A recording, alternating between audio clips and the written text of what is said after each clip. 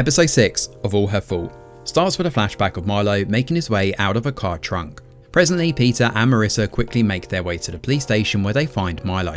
It's a happy reunion, but Milo has no idea that he was not exactly on vacation.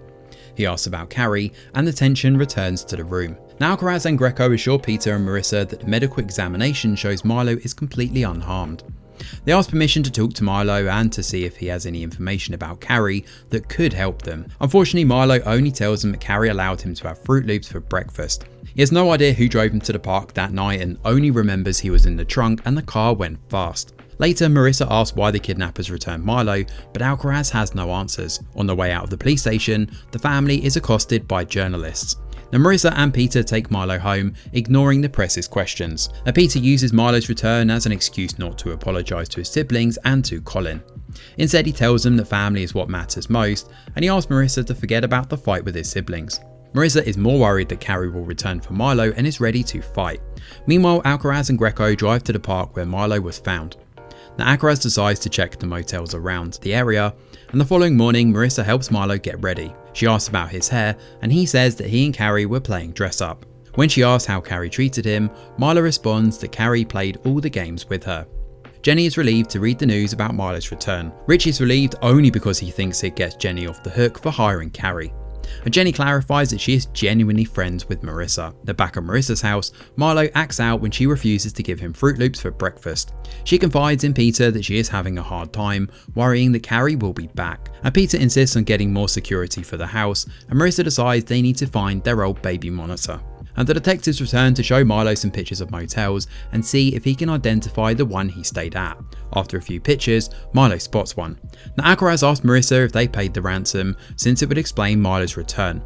However, Marissa insists that they never paid or even got a ransom call.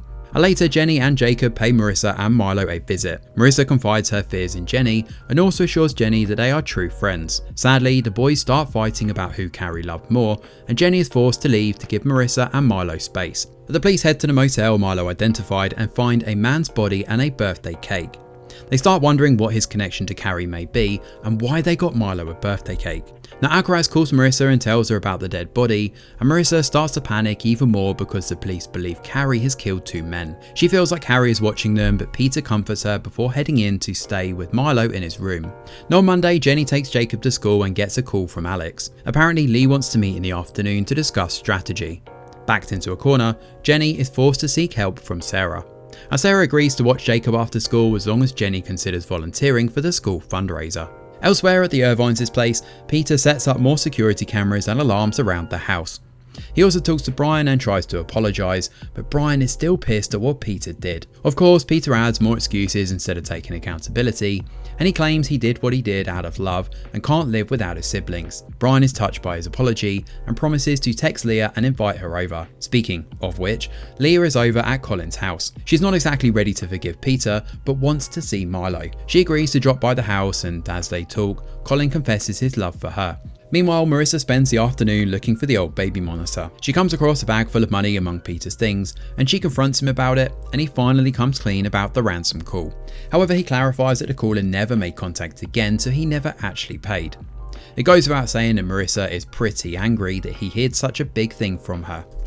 She lists all the way things could have gone wrong, but Peter defends his decision. Again, he says he did it to protect his family. As they argue, Alcaraz calls to tell Marissa about the dead man they found in a motel. Apparently the guy was a bookie called Rob Murphy. The detectives want to know if Marissa is familiar with the man, but she absolutely isn't. Alcaraz senses that something is wrong and asks about it. Peter sounds close, mumbling and begging Marissa not to tell the police about the money or the ransom. In the end, Marissa lies that everything is fine. Now back to Jenny for now. Her meeting with Lee is interrupted by a text from Sarah. She claims one of her kids is coming down with something and asks Jenny to pick up Jacob. When Jenny arrives to do so, Sarah mentions she saw Richie relaxing at the park. She insinuates that Jenny and Richie might be having some problems and she is a bad mum. Jenny lashes out at Sarah and defends Richie, and she ends her rant by telling Sarah she will never help with the fundraiser. Before heading home, Jenny checks the park and finds Richie scrolling on his phone. eating chips in his car without a care in the world. She confronts him and he has the audacity to claim he did it to give her more time with their son.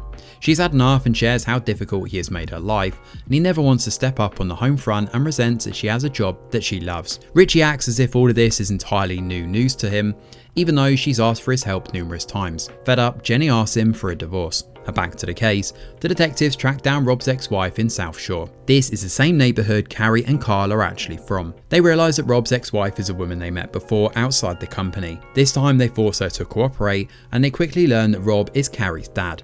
Back at Marissa's house, she goes through the company's files after her last conversation with Alcaraz. She's worried that Colin might have known Rob since he was a bookie, and she grows concerned after seeing some suspicious activities in their clients' accounts, confiding in Peter that Colin might be involved in Milo's kidnapping. Peter calls Leah to warn her, but she and Colin are already coming to their place, and Leah opens the door and sets the new alarms off. Thankfully, Brian turns it off in time. Now Marissa confronts Colin here, and he comes clean about his gambling relapse. He promises to sell his house to cover the funds, and Marissa comes down hard on him, asking if he knows Rob and why he never told the police about the Easter visit from his bookie. As they argue, Carrie sneaks inside the house. She finds her way to the living room, and Peter turns to see Carrie with a gun in her hands and hangs up the phone before answering Alcaraz. So the tension in the closing scene is absolutely palpable, and now we know that Carrie's real name is Josephine Murphy, but how is she linked to the Irvines? Most importantly, did Rob and Josephine collude to kidnap Milo to force Colin to clear his debt? Actually, that doesn't really make much sense unless Colin is directly involved, but if he is involved, does that mean Marissa was right about him? Meanwhile, Peter has been keeping a lot of secrets from everyone, and it seems we get a revelation about him every episode. He keeps making decisions for those close to him, and now he's made the decision to keep the ransom call from Marissa. What would have happened if the ransom caller had called again? What if things went wrong here? Why doesn't he want the police to know about the money? I don't think they would have charged him with anything, and unless Peter got the money illegally, of course. There is also the worrying fact that Alcaraz called Peter, not Marissa, to ask about Josephine Murphy, but we'll have to wait and see what the outcome of this will be in the next episode. Thanks for watching, and do let us know your thoughts in the comments below. Smash a like or subscribe to the channel, your support is very much appreciated. I'm Greg Wheeler, and from all of us over here at The Review Geek, we'll see you on the next video.